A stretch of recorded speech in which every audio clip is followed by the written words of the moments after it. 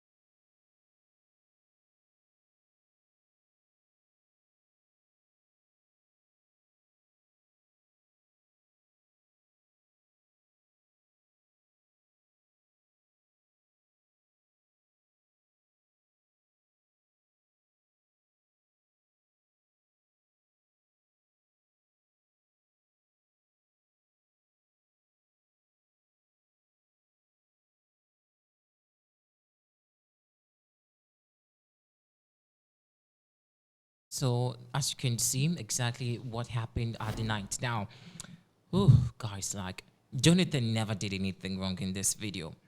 Unless, of course, you have to tell me something different. Like, I didn't see him going physical at Grace Jabbari. However, he was running for his life, right?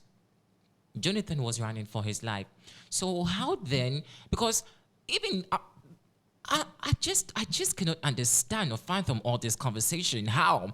And the driver himself apparently is going to testify in court. And I don't know if he's already testified already, but I'm sure he's not just going to spit out some unfounded allegation. Also, he's just going to report exactly what happened on the night. And looking at these visuals alone, it's evident enough that Jonathan is innocent. Seriously, I think there's a problem with our system where we judge before we actually wait for the right, what's it called, like we judge publicly before we wait for the real justice itself. That's how I feel about this conversation, because right after rumors had it that Jonathan had gone, or reports came out that Jonathan had gone physical at his ex. Well, maybe I may be tempted to say I'm part of the conversation, because yes, yes, we reported about it, and there were several reportages about these two, especially other giant media platforms like the TMZs, the Daily Mails, and blah blah blah, reporting about it. But I think as time went by, I think we were all very cautious about the action and wanted to know exactly who was at fault. And now looking at these visuals, I'm like, okay. In fact, I have not really been super candid already with this conversation, but I feel that this alone is given, like, Jonathan should be, off from this whole mess. Well, guys, let's get interactive inside the comment section. This is the Trends Helping Axe News. Thanks for watching.